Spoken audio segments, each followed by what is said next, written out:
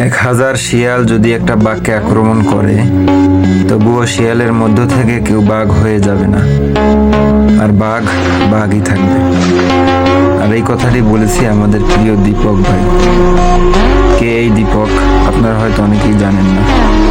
Recently একটা video viral হয়, চলুন দেখে আসি। मेरा नाम मोहम्मद दीपक है भाई। मोहम्मद दीपक है आपका नाम? একজন মুসলিম বৃদ্ধ যার নাম আব্দুল ওয়াকিল, তার একটি কাপড়ের দোকান আছে।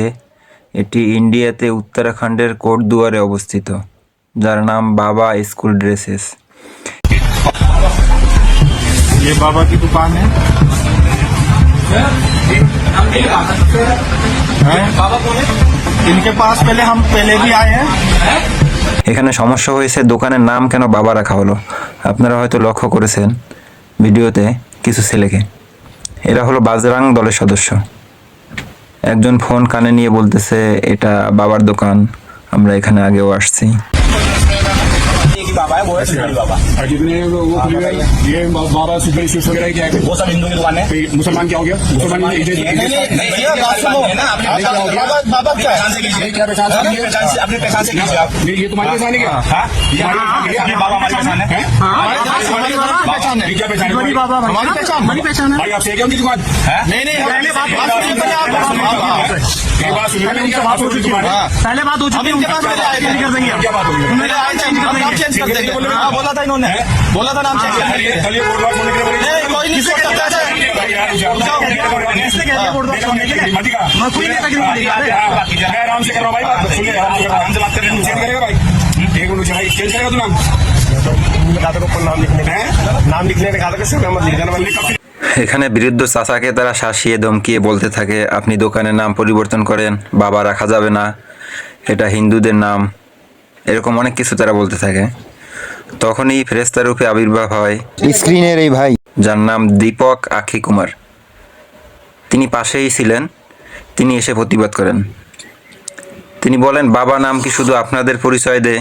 বাবা তো মুসলমানদেরও পীর বাবা হয়ে থাকে, এবং আশেপাশে তো আরও দোকান আছে বাবা নামে।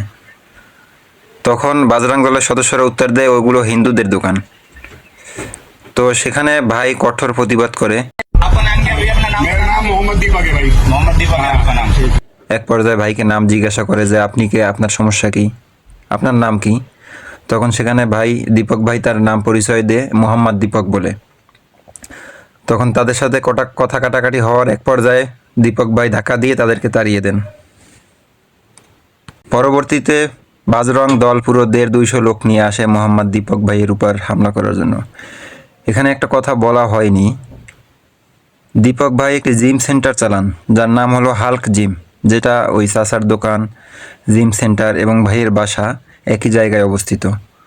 তো বাজরাং দল যখন এসে গালিগালাজ করতে থাকে, তার মাকে বোনকে নিয়ে অকথ্য ভাষায় গালিগালাজ করতে থাকে, তখন তার মা একটু ঘাবড়িয়ে গিয়েছিলেন। ভাই জিম সেন্টারেই অবস্থান করছিলেন। তখন তিনি সহ্য করতে না পেরে একাই নেমে গেলেন প্রতিবাদ করতে, যেটা পরে পুলিশ এসে নিয়ন্ত্রণ করে। शेर अकेला ही आता।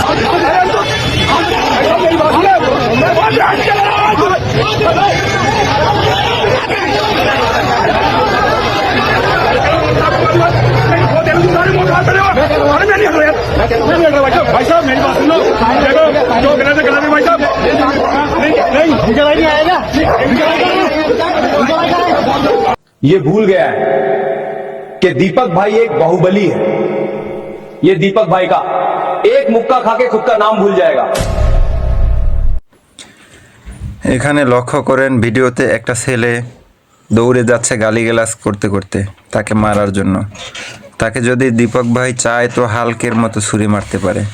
मोहम्मद नाम तो खैर उसका दिया हुआ है, तो नाम की तो अलग ही ताकत है, अलग ही पहचान है, तो उसके आगे तो अच्छे की।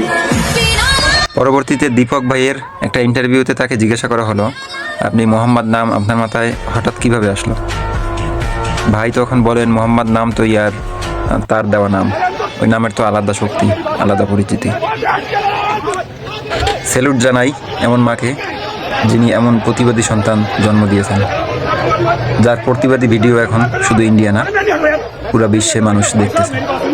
देखो जो गलत है भाई साहब नहीं विजय भाई नहीं आएगा।